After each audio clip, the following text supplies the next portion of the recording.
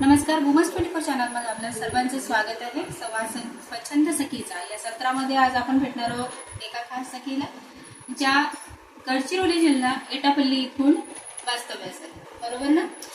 ताई तशा शिक्षिका आहेत आणि त्याशिवाय समाजकार्यामध्ये देखील ऍक्टिव्ह आहे आणि चंद्रपूरला होणाऱ्या 5 जुलैच्या कार्यक्रमाकरिता खास निमंत्रित देखील आहे.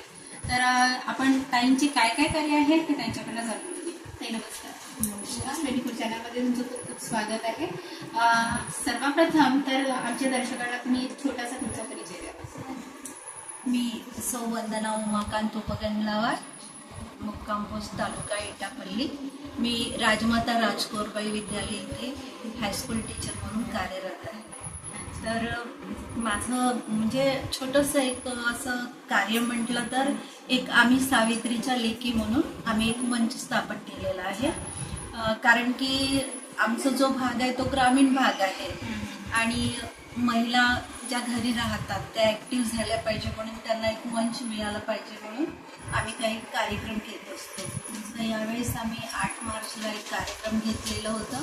तर जवळपास 1000 महिलांनी आम्हाला साथ दिली आणि त्याच्यात जवळपास 50 ते 55 डान्स आमच्या महिलांनी सादर केलेले आणि अतिशय म्हणजे महिला खूप उत्सुक आहे आमच्याकडे काम करण्यासाठी वगैरे. आणि मी पण अँकरिंग वगैरे करत असते आणि त्याच्यानंतर मला गायनाची आवड आहे.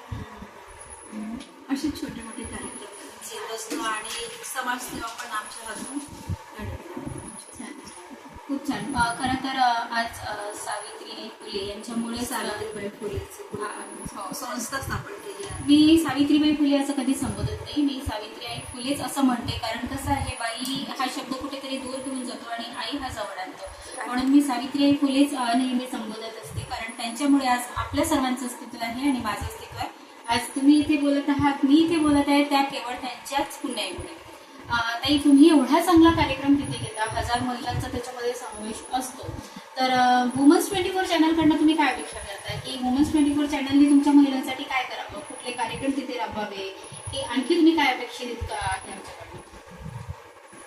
आमच्याकडे कार्यक्रम हेच. आता महिलांना काही वेळ मिळत नाही ना, तर 8 मार्चच्या निमित्ताने ह्या महिला त्या स्टेजवर येतात आणि आपली जी कलाकृती आहे ती त्यांना आणि खूप खुश होऊन जातात ना. बरोबर.